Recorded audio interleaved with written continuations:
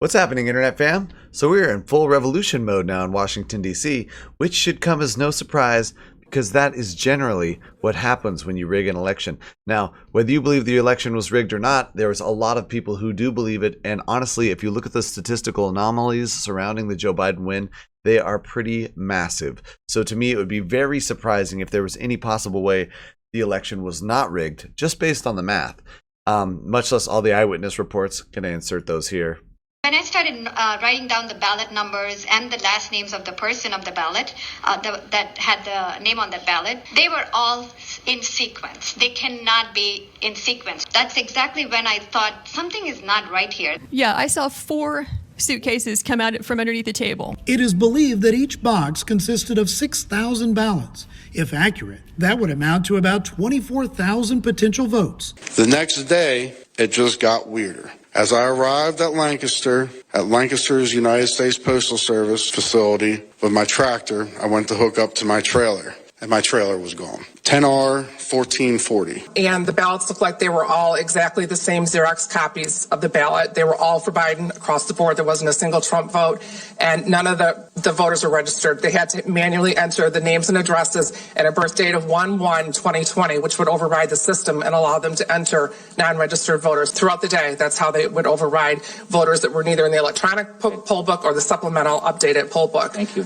What happened on October 21st was a series of unusual events that cannot be a coincidence. I know I saw ballots with return addresses filled out, thousands of them, thousands, loaded onto my trailer in New York and headed for Pennsylvania.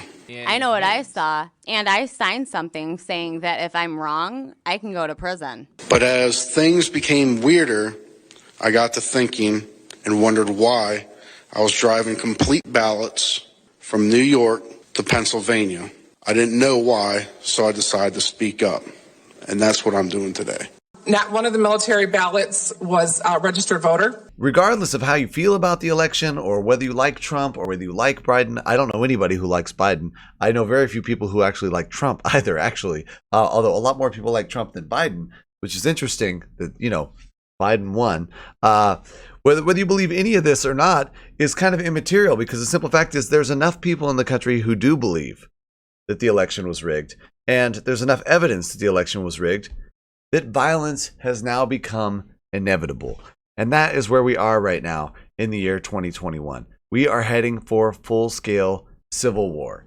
If you rig an election, you're going to get civil war. Now, is that what we want? Is that the best idea? Is that the best outcome? Would we rather have just had a fair and free election? Those are all questions that are kind of off topic now because we didn't have a fair election. So here we are.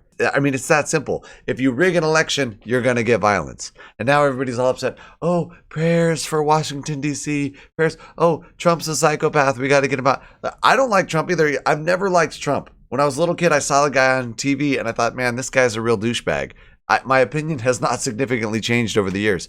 The fact that he was friends with Netanyahu, the fact that he resealed the JFK files, the fact that it took him 4 years to fire Henry Kissinger. Trump is no hero. His weird sellout that he just did on TV and on live TV and posted to Twitter, which you can't post, you can't retweet the president of the USA.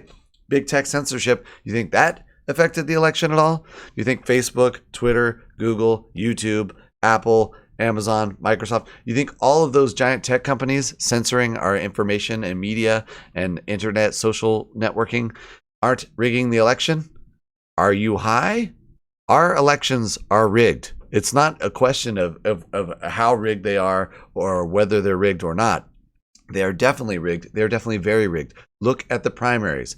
Everybody on the left wanted Bernie. Everybody on the left wanted Bernie. They didn't give it to him because our primaries are rigged.